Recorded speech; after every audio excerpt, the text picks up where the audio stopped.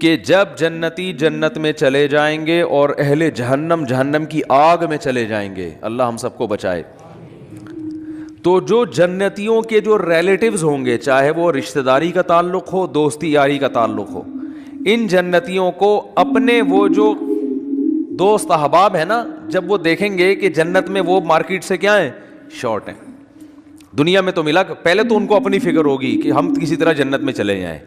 شروع میں تو حالت یہ ہوگی، یوم یفر المرء من اخیہ وامہ وابیہ وصاحبتہ وبنیہ، وہ دن جس دن انسان اپنے باپ سے دور بھاگے گا، اپنی ماں سے دور بھاگے گا. یہاں بڑی خدمت کیا کرتا تھا، بڑے احسانات کرتا تھا، لیکن وہاں کہے گا میرے پاس ایسا نہ ہو مجھ سے کوئی نیکی مانگنے آ جائیے، بخشش کی درخواست کرنے آ جائے کہ بیٹا مجھے بھی بخشوا لے اللہ کے ہاں، تو دعا کر تیرے بڑے اچھے اعمال تھے. نہ بھاگے گا، ابھی یہ گلے نہ پڑ جائیں میرے. اللہ کہے گا تو خود ہی تیرے لیے مشکل ہو رہی ہے، تو ایک اور بوجھ ہمارے ہم جو ہے نا، ایک اور بوجھ تو ڈال رہا ہے اپنے اوپر، ایک اور بوجھ لے رہا ہے. تو ابتدا میں تو حالت جب تک فیصلہ نہیں ہوگا نا کون جنتی کون جہنمی، تو قرآن کے الفاظ ہیں اپنے باپ سے دور بھاگو گے، اپنی ماں سے دور بھاگو گے، وصاحبتہ وبنیہ، اپنے ساتھ رہنے والی سے بھی دور بھاگو گے. اللہ نے یہ نہیں کہا بیوی سے دور بھاگو گے، بیوی کے لیے زوجہ کا لفظ استعمال ہوتا ہے، یہ اصطلاح استعمال نہیں کی.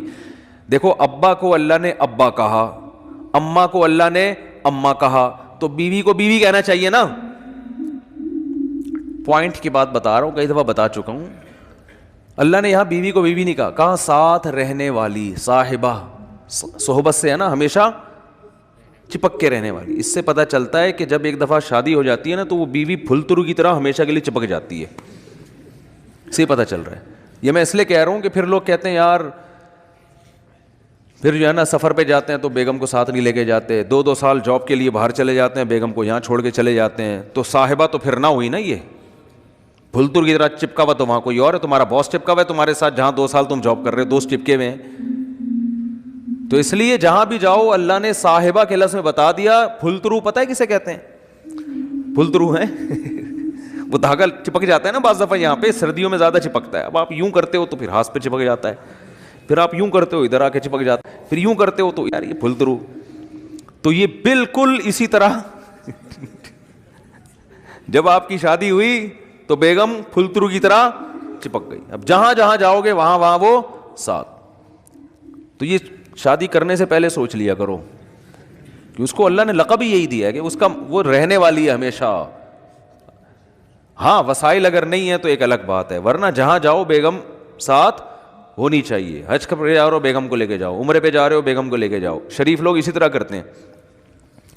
تو سفر پہ جا رہے ہو گھومنے پھرنے، بیگم کو لے کے جاؤ. خالی دوستوں کے ساتھ پروگرام نہیں بنایا کرو. اگر آپ شادی شدہ ہو صرف دوستوں کے ساتھ پروگرام بنا رہے ہو تو اس میں اس بات کا خطرہ موجود ہوتا ہے کہ آپ کے ارادے اچھے، میں بدگمان نہیں ہو رہا، بہت سے لوگ نیک شریف ہیں، آپ سارے شریف شرفا بیٹھے ہوئے ہیں بیان سن رہے ہیں ماشاء اللہ سارے شریف شرفا، لیکن یہ کہ بھائی اس کو ساتھ لے کے جاؤ. اگر اللہ نے وسائل دیے، نہیں دیے تو ایک الگ بات ہے. چلو ہمیشہ نہیں لے کے جاتے، کبھی تو لے کے جاؤ نا. تو اور جہاں جاب کر رہے ہو وہاں اس کو ساتھ رکھو، سمجھتے ہو، وہاں ساتھ رکھو اس کو. تو اللہ نے فرمایا جس کے ساتھ ہمیشہ رہا کرتے تھے اس سے بھی آج دور بھاگو گے. بولو گے بھائی مفتی صاحب کا بیان دنیا کے لیے تھا، بیگم یہاں میرے قریب نہ آنا، ٹھیک ہے نا، یہاں نہ، اللہ کا واسطہ بخش دے یہاں پہ. کیوں؟ نفسی نفسی، مجھے اپنی فکر ہے کہ میرا ہوگا کیا. وصاحبتہ وبنیہ، اپنے بیٹوں سے دور بھاگے گا، کیونکہ بیٹیاں تو بہرحال رخصت ہو کے چلی جاتی ہیں، بیٹے تو ہمیشہ اپنے ساتھ رہتے ہیں، ان سے دور بھاگے گا. ایک اور جگہ فرمایا وَأَخِيهِ، بھائی سے دور بھاگے گا. وَفَصِيلَتِهِ الَّتِي تُؤْوِيهِ، اور جس خاندان نے پوری زندگی اس کو ٹھکانہ دیا، اپنے گھر میں رکھا، باپ ماں اور پوری فیملی، اس خاندان سے مکر جائے گا، وہاں سے دور بھاگے گا. تو شروع میں تو یہ حالت ہوگی کہ میرا بنے گا کیا، بس یہ فکر. لیکن جب پتہ چل جائے گا بھائی تیرا اعمال نامہ دائیں ہاتھ میں دیا جا رہا ہے، جب اعمال نامہ دیا جائے گا نا، فَأَمَّا مَنْ أُوتِيَ كِتَابَهُ بِيَمِينِهِ، جس کے دائیں ہاتھ میں دیا جائے گا، بالکل ایسے کاؤنٹنگ ہوگی، بلکہ تولا جائے گا نیکیوں کو. ہم سمجھتے ہیں دیکھو ملحد لوگ جو خدا کا انکار کرنے والے, مذہب کا انکار کرنے والے, کہتے ہیں ہم پیدا ہو کے مر گئے, ختم, ان ہی الا حیاتنا الدنیا. قرآن نے ان کی الفاظ کو بھی ذکر کیا ہے کہ ہماری دنیا کی زندگی ہے, نموت و نحیا, ہم مرتے ہیں پیدا ہوتے ہیں, وما یہلکنا الا الدہر. اور یہ جو موت اور زندگی ہے خدا کے ارادے سے نہیں ہے, یہ زمانے کے تصرفات ہیں. زمانہ ہے جو مارتا بھی ہے. بس ایک آدمی ٹرک کے نیچے آ کے مر گیا تو اس لیے تھوڑی اللہ نے مارا ہے, تو ٹرک کے نیچے آیا ہے نا, تو جو بھی چیز ٹرک کے نیچے آئے گی وہ تو مرے گی. وہ یہ بات کرتے ہیں. بہت مشکل ہے بھائی. بھائی دیکھو ایگزامینیشن ہال میں اگر آپ بیٹھے ہوئے ہو تو ٹائم ختم ہوتا ہے, آپ کو کمرے سے باہر نکالا جاتا ہے کیونکہ اب امتحان کا ٹائم کیا ہو گیا, ختم. ایک باقاعدہ ارادے کے تحت ایک کام ہوتا ہے نا, تو اس سے پتہ چلتا ہے یہ ایگزامینیشن ہال ہے, بعد میں رزلٹ اناؤنس ہوگا. لیکن آپ بیٹھے ہوئے ایک دم دھماکہ ہوا اور پوری ایگزامینیشن ہال کی دیواریں اڑ گئیں اور آپ دھڑ دھڑ دھڑ جا کے باہر آ کے گرے, تو آپ کہو گے نکالا نہیں گیا, خود بخود نکلے ہم, کسی ارادے کے تحت نکالا نہیں گیا ہے. یہ تو ویسے ایک اتفاق ہو گیا کہ دھماکہ ہو گیا, چھتی غائب ہو گئی تو ہم نکل گئے, خود ہی میدان ہی بن گیا یہ. تو ملحد یہی دلیل, یہی بات کرتا ہے کہ یار یہ کوئی ارادے کے تحت تھوڑی ہمیں دنیا میں نہ لایا جاتا ہے ارادے کے ساتھ اور نہ نکالا جاتا ہے. دنیا میں آنا بھی ایک اتفاقی حادثہ ہے, ایک سائنٹیفک حقیقت ہے, اور دنیا سے نکلنا بھی کیا ہے, ایک سائنٹیفک حقیقت ہے. کوئی جا رہا ہوتا ہے, ٹرک والا آیا کچل کے چلا گیا تو کوئی حساب کتاب نہیں, وہ ٹرک نے کچل دیا تو مر گئے, ختم, اور مر کے مٹی ہو گئے, ختم. اب اس مٹی میں پودے اگاؤ, آپ اس کو کھاد کے طور پہ استعمال کرو, بس. تو یہ بات ہمیشہ سے ملحد لوگ کہا کرتے تھے, ان ہی الا حیاتنا الدنیا, یہ صرف ایک دنیا کی زندگی ہے, اس کے بعد کوئی زندگی دوبارہ نہیں ہے. نموت و نحیا, یہاں اتفاق سے پیدا ہو رہے ہیں اور اتفاق سے ختم ہو رہے ہیں. وما یہلکنا الا الدہر, زمانہ ہمیں مارتا ہے. کوئی کرنٹ سے مر گیا تو اللہ نے تھوڑی مارا ہے, وہ کہتے ہیں تو کہ یہ ایسی والوں کی غفلت ہے. اب بجلی کا تار نکلا ہوا ہے, اس نے انگلی لگا دی تو چپک گئے, اور جو ان کو بچانے کے لیے جاتا ہے تو وہ درمیان والا بچ جاتا ہے, بچانے والا کیا وہ سارا کرنٹ ادھر ٹرانسفر کر دیتا ہے, کہہ رہے پارسل کا خاص انتظام ہے نا. تو یہ زمانہ ہے, یہ کوئی یہ تھوڑی ہو رہا ہے. تو بھائی یہ دیکھنے میں اتفاقی چیزیں ہیں ساری, مگر یہ ارادے کے تحت ہو رہی ہیں. اس پر تو میں بھی بیان نہیں کروں گا کیونکہ پھر میرا وہ سارا بیان ملحدوں کے خلاف ہو جاتا ہے, جو ایتھیسٹ ہے نا, تو وہ پھر سارا ٹاپک پورا چینج ہو جائے گا. کہتے ہیں کہ کسی نے, موت کے فرشتے نے اللہ سے پوچھا کہ اللہ تو نے میرے ذمے ایسا کام لگا دیا ہے کہ ساری دنیا مجھے برا بھلا کہے گی. بھائی کچھ فرشتے بارش برسانے والے سب کہتے ہیں ماشاء اللہ بڑا اچھا فرشتہ ہے, کچھ فرشتے جو ہے نا وہ اور اچھے اچھے کام کرتے ہیں. میرا کام کیا ہے, روح نکالنا. تو اللہ میرا تو نے کام ایسا لگایا ہے, یہ ایسی کتابوں میں لکھا ہے, کوئی مستند ہے یا نہیں ہے مجھے نہیں پتا, لیکن اس کا جو مضمون ہے نا وہ بالکل ٹھیک ہے کہ اللہ میرے ذمے کام ایسا لگا ہے بندوں کو مارنا. تو جب بھی میرا نام آئے گا پبلک کے سامنے, لوگوں کے اچھے جذبات نہیں ہوں گے. موت کا فرشتہ ہے بھائی, ایک دم سن کے غصہ آتا ہے نا, بھائی تو ہے کیوں کہتے ہیں نا لوگ, جب بھی آئے گا موت کا فرشتہ تو کوئی دوستی لگانا چاہے گا اس سے. دیکھو یہاں ہمیں پتہ چل جائے یہ فرشتہ ہے جو بادلوں کو دھکیلتا ہے, ہواؤں کو چلاتا ہے. ہمیں پتہ چل جائے کوئی فرشتہ انسانی شکل میں آئے ہوئے, سب اس کو انوائٹ کریں گے, گلے ملیں گے, بھائی بڑا اچھا کام کرتے ہو یار تم. لیکن پتہ چل جائے یہاں موت کا فرشتہ بیٹھا ہوا ہے, تو موت کے فرشتے نے کہا اللہ تو نے میرے ذمے ایسا کام لگا دیا. تو کہتے ہیں اللہ میاں نے فرمایا کہ دیکھ تیرے ذمے کام تو لگایا, لیکن بلی تیرے اوپر نہیں آئے گی, بلی ٹرک والے پہ آئے گی. ٹھیک ہے, بلی آئے گی KESC والوں پہ, کہ جب بجلی نہیں تھی ایک دم اچانک چھوڑ دی, ٹھیک ہے نا, اور اپنے ہی بندے ان کے گر رہے ہوتے ہیں زیادہ تر. جو بجلی کا کام کرنے اوپر چڑھا ہوا ہوتا ہے نا, زیادہ تر بیچارہ وہی گر رہا ہوتا ہے. تو جو اپنے ملازمین کو نہ بچا سکے میرے بھائی, وہ تمہیں کہاں سے بچائیں گے.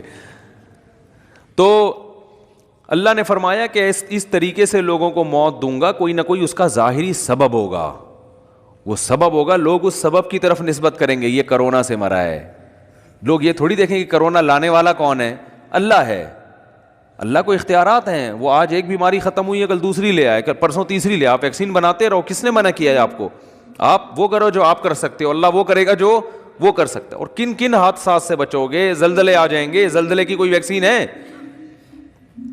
زلزلے کی تو کوئی ویکسین نہیں ہے بھائی. جب کوئی دیوار گرے گی تو مرو گے, اور جو اتنے ترقی یافتہ کنٹریز ہیں زلزلوں سے نہیں بچا سکتے اپنے آپ کو. وہ زلزلہ پروف عمارتیں بنا دی جو جھولتی رہتی ہیں, لیکن وہ بھی ایک حد تک اس سے زیادہ تیز جھٹکا آیا تو وہ بھی گرے گی. دیکھو نا چند سال پہلے جاپان میں کیسا زلزلہ آیا, چائنا میں زلزلہ آیا چند سال پہلے, پوری کہتے ہیں ایک بستی غائب ہو گئی. تو نہیں روک سکتے حادثات سے, ہاں اپنی طرف سے جو حفاظت کر سکتے ہو بس وہ کرو. تو اللہ فرماتے ہیں کہ قیامت کے دن یہ جو ہے نا, ایسا نہیں ہے کہ تم یہ سمجھتے ہو کہ سب خود بخود ہو رہا ہے. ایک ایک چیز کا, ما لہذا الکتاب لا یغادر صغیرۃ ولا کبیرۃ الا احصاها.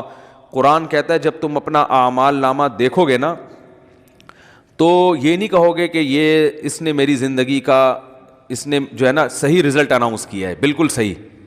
دیکھو آپ نے اگر امتحان میں اچھا پرچہ نہیں کیا ہوتا تو جو آپ کو توقع ہوتی ہے اسی کے حساب سے جب نمبر مل جائیں تو آپ کو تعجب نہیں ہوتا. آپ کو تو یار مجھے لگ رہا تھا کہ 60-65 کے درمیان ہی میرے نمبر آئیں گے, تو باقی 63 نمبر ہیں تو بالکل صحیح نمبر ہیں, گھپلا نہیں ہوا.